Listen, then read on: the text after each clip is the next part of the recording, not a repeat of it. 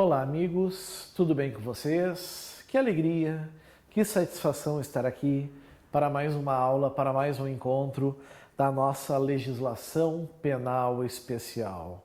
Estamos falando da Lei 13.964 de 2019, o pacote anticrime, falando sobre a prisão preventiva e agora fazendo o fechamento, né?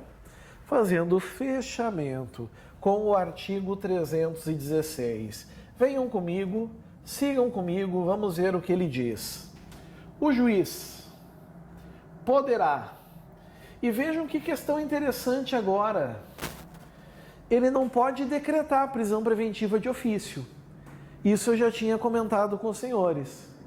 Ele não pode decretar a prisão preventiva de ofício. Certo? Não pode.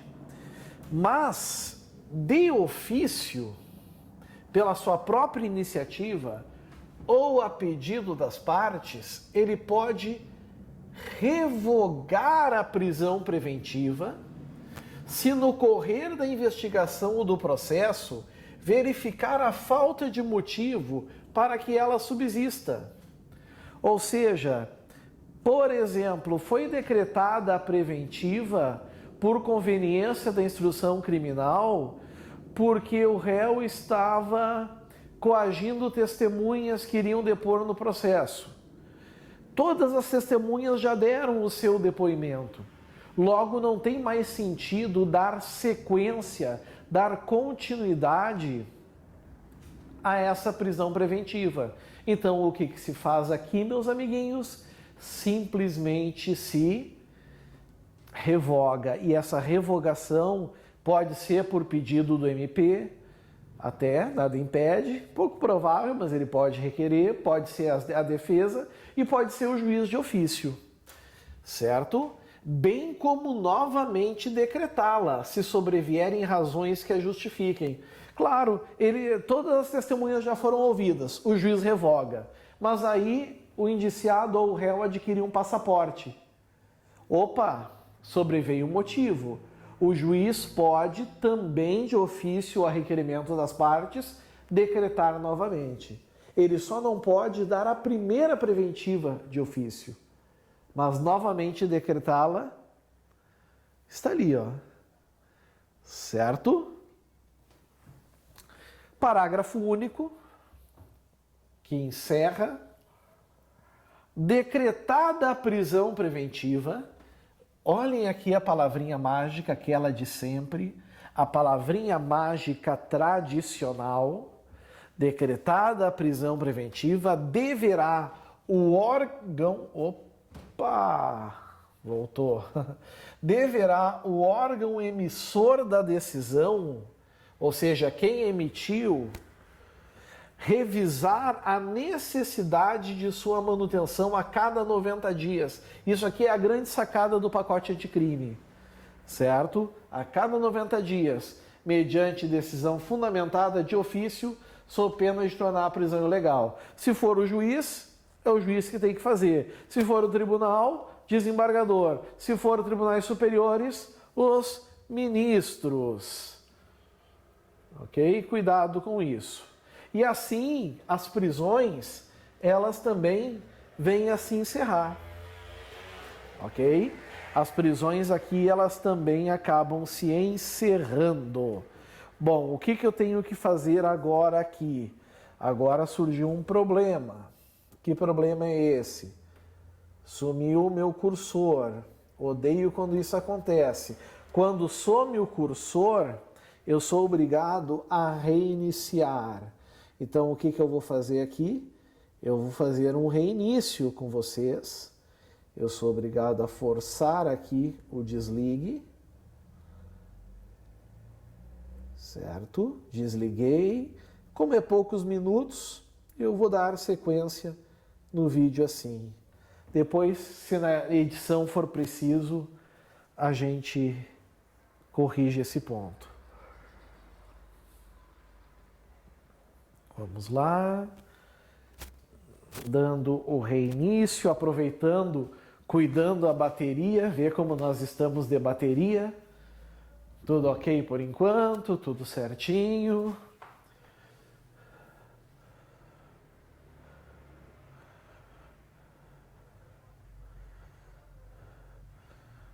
Tudo certinho por enquanto.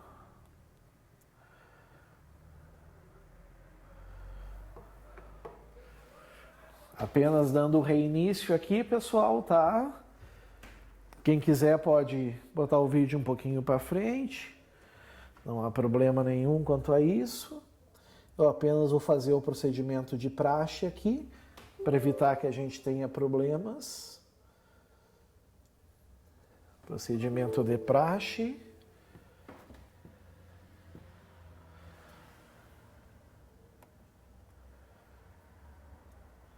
Fazer aqui, quem não conhece o sistema já vai aprendendo, conhecendo, né? Aqui a ideia é fazer a calibração para que tudo apareça como tem que ser. Essa é uma fase importante, eu costumo sempre fazer no início das gravações. Sair. Agora eu abro o programa. Aqui já abrimos o programa, programinha aberto. Às vezes ele dá uma demoradinha, faz parte, mas nesse caso ele já resolveu. Ele fica aqui no cantinho. E agora o que eu faço? Eu simplesmente abro o meu Explorer, pede para restaurar, vou restaurar. E nós voltamos onde nós estávamos para dar continuidade, certo? Aqui está. Cuidado com esse parágrafo único, então, meus caros, do artigo 316, ok? Cuidado, a cada 90 dias, então, tem que ser revisada a necessidade da manutenção. Saindo das prisões, a gente entra no artigo 492. Mas o artigo 492 se refere a quê? Que assunto de processo penal agora é importante para nós? Vamos clicar nele para ver no fim das contas o que ele nos diz.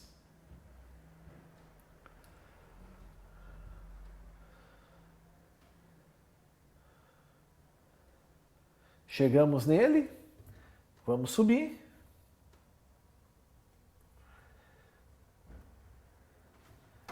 É a sentença, meus amigos.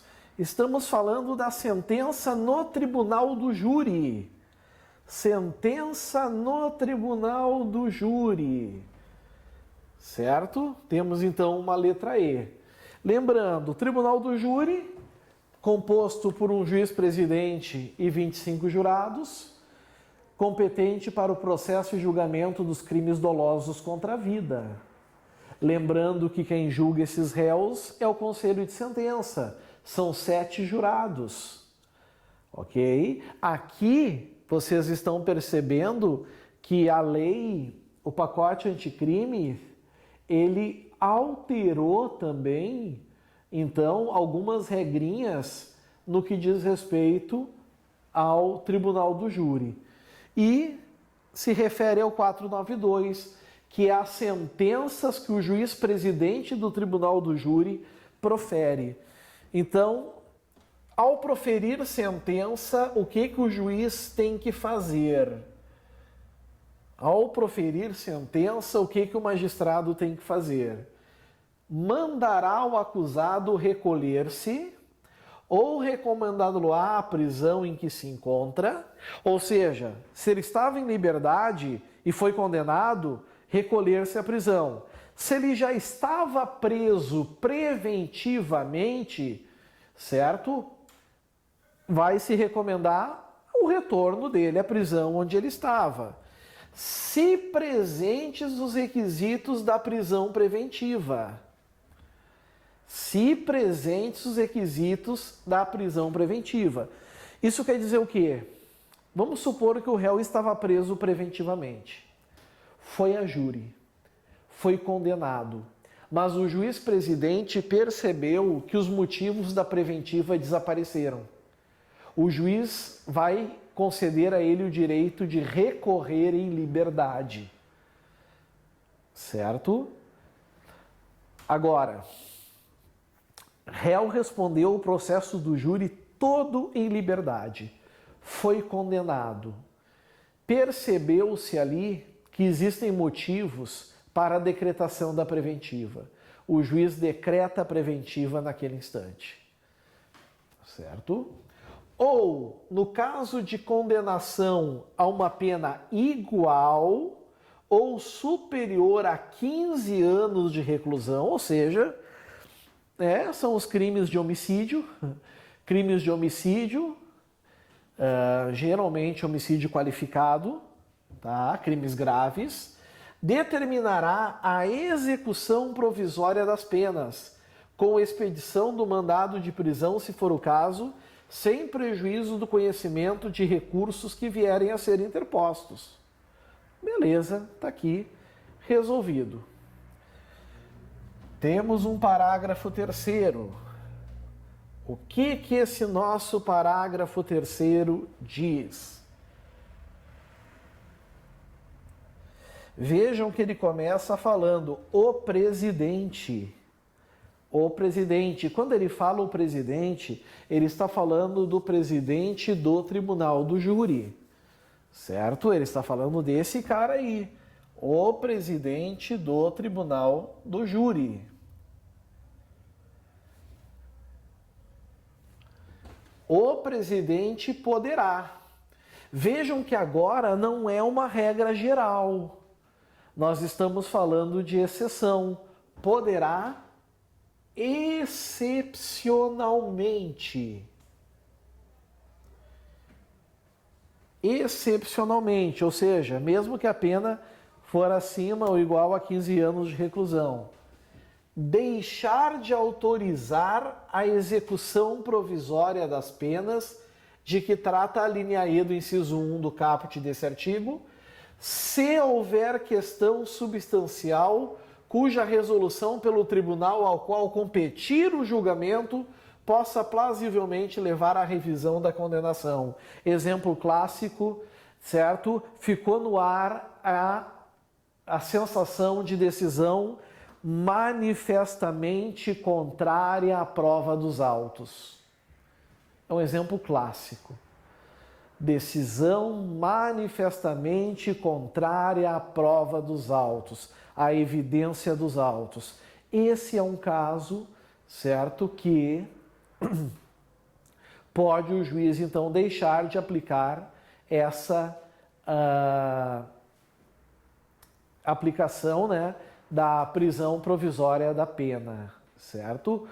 Cuidem isso. Se houver sentido, forte sentido de que aquela condenação pode ser revista e modificada, excepcionalmente isso pode acontecer.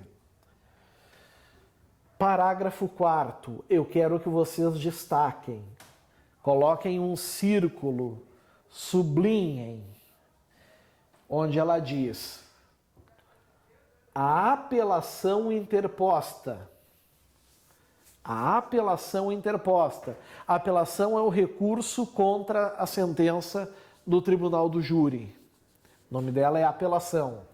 A apelação interposta contra a decisão condenatória do tribunal do júri a uma pena igual ou superior a 15 anos de reclusão não terá efeito suspensivo. O que isso quer dizer? O que isso quer dizer? Isso quer dizer o seguinte, pessoal.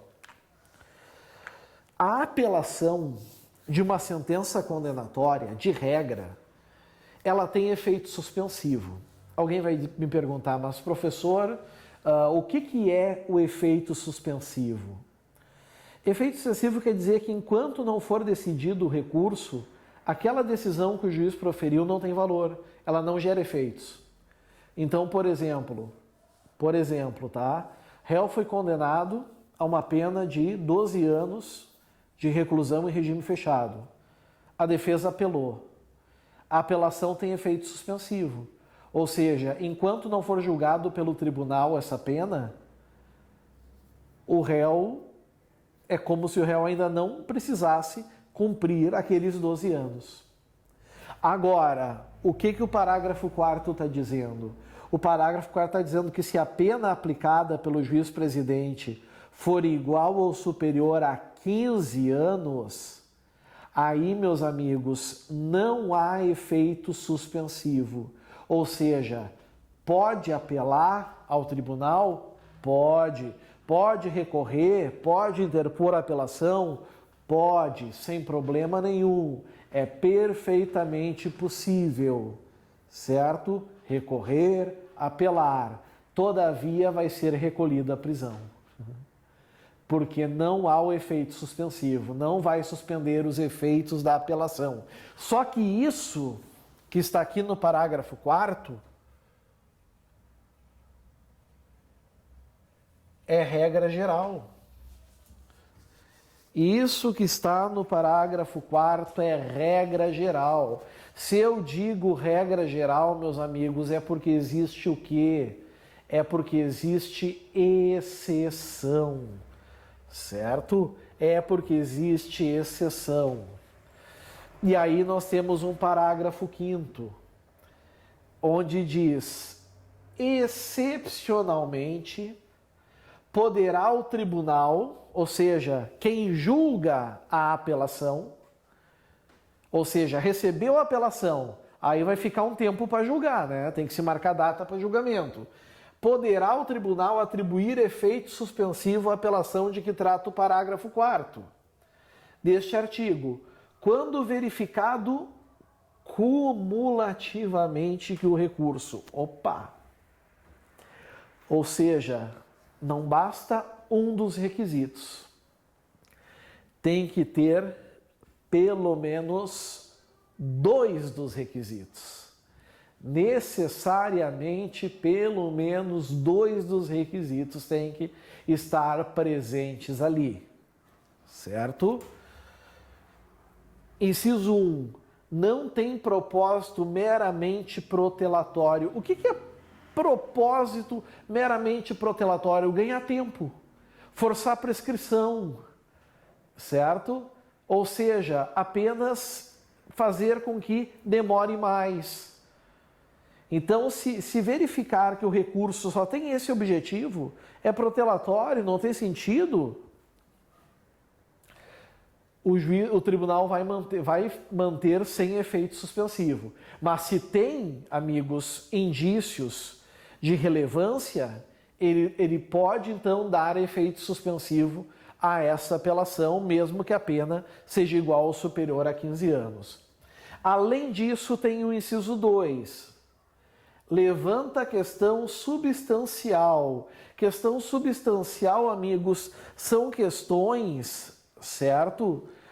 Por exemplo, que talvez o réu não merecesse a condenação, como, por exemplo, agir em legítima defesa, e que pode lhe resultar em absolvição, como isso, legítima defesa, anulação da sentença, ou seja, a sentença tem algum vício que não permite a validade, sei lá, uma não assinatura, novo julgamento, por exemplo, decisão dos jurados manifestamente contrária à prova dos autos. O tribunal anula e tem um novo júri. Ou redução da pena para patamar inferior a 15 anos. Ou seja, o juiz na sentença errou na dosimetria. A pena certa devia ser 9, por exemplo, e ele botou 15. O tribunal, ao verificar, certo, essa possibilidade, o que ele vai fazer? Ele vai dar efeito suspensivo ao recurso. Ok? Então, muito cuidado com esses parágrafos que nós estamos vendo aqui.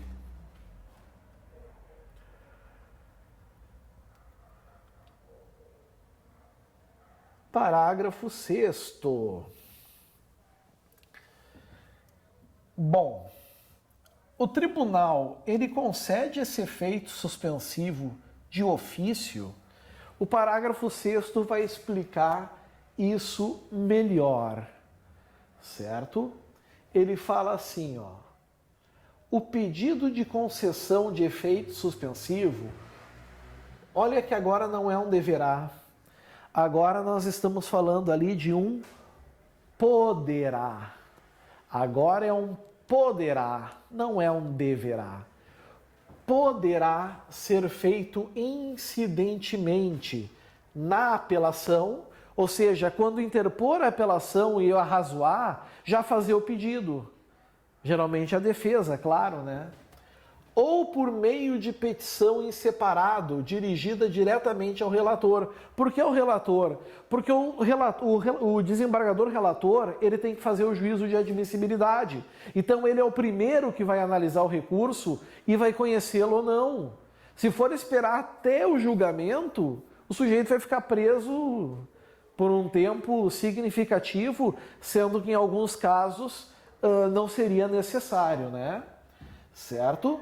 Instruída com cópias da sentença condenatória, das razões da apelação, que é onde tu está botando, certo? O pedido da concessão do efeito suspensivo, e de prova da tempestividade, ou seja, apelação, o prazo é de 5 dias para interpor e 8 para razoar, das contrarrazões e das demais peças necessárias à compreensão da controvérsia. Beleza, está resolvido.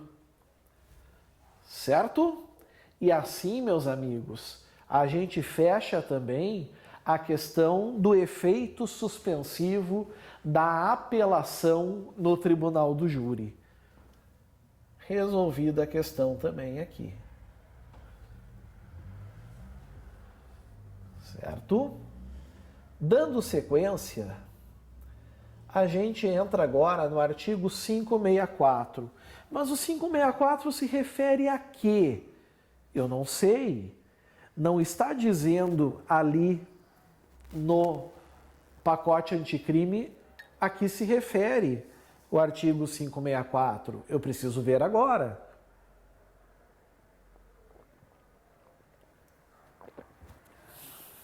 Preciso agora analisar. Vamos lá.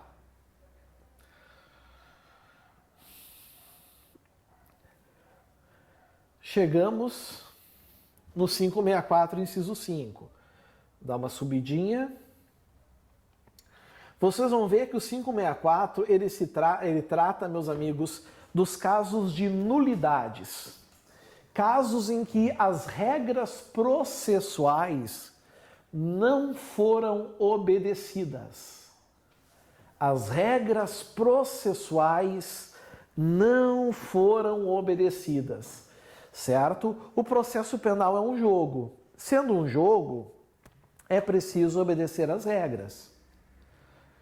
Não obedecendo às regras, a gente entende que esse processo é nulo. E um processo sendo nulo, sendo o juiz declarada a sua nulidade, todos os atos que são nulos ou que decorrem deles precisam ser refeitos. E às vezes a prescrição cai aí. Então, o 564 do CPP, ele diz que a nulidade ocorrerá nos seguintes casos. Nos seguintes casos. E aí veio...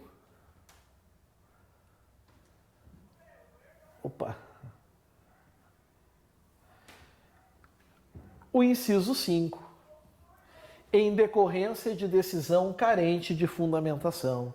Lembra que não basta mais agora citar súmula, enunciado, trazer trechos que não tenham nada a ver com o caso concreto a ser julgado. Tudo isso gera nulidade da sentença e aqui está a previsão legal, certo? Honestamente, nem precisava ter esse dispositivo, porque o rol do 564 hoje é um rol meramente exemplificativo, certo? É um ato essencial do processo, a decisão motivatória, mas o pacote anticrime aqui pecou pelo excesso.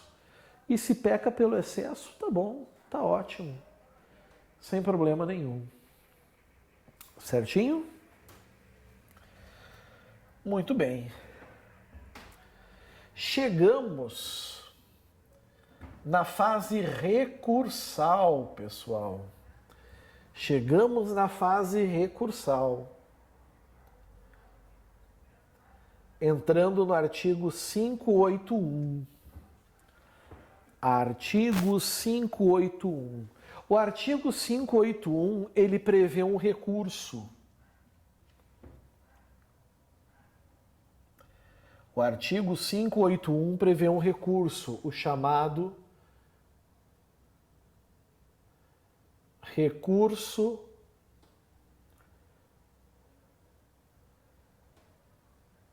em sentido estrito, certo? Ou seja, entendam assim, ó, pelo menos que é o suficiente para a gente entender. Entendam que para a sentença, condenação, absolvição, cabe recurso de apelação, tá? Cabe recurso de apelação. Para as demais decisões interlocutórias previstas no artigo 581, cabe esse recurso que eu coloquei o nome ali para vocês, o chamado recurso em sentido estrito. E o pacote anticrime, o que ele acabou fazendo? O que ele acabou, amigos, gerando? Uma alteração, na verdade, duas alterações. Ele criou o inciso 25 e também ele mexeu no artigo 638. Ali está, inciso 25 e artigo 638. O 25 diz o quê? Recusar a homologação à proposta de acordo ou não, de não persecução penal, previsto no artigo 28A dessa lei. Pois é.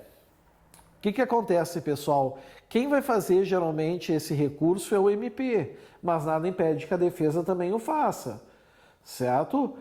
Foi feito o pedido para que o juiz homologue a proposta do acordo de não persecução. Preencheu aqueles requisitos que a gente já viu, certo? Foi tudo preenchido. O juiz não homologou, mas ele sentencia, ele não se omite. Ele recusa, ele bota, não homologo. Dessa decisão, cabe recurso em sentido estrito ao tribunal. E qual é a grande diferença desse recurso? Desse recurso que vocês estão vendo para a apelação, é que o recurso em sentido estrito permite ao juiz que ele se retrate. O juiz pode se retratar, o juiz pode voltar atrás. Se ele não se retrata, ele manda subir os autos, certo? E o 638 fala sobre os tribunais superiores. O recurso extraordinário, que é processado e julgado pelo Supremo Tribunal Federal, e o recurso especial, que é julgado pelo STJ, certo? O que ele diz? Vamos ver.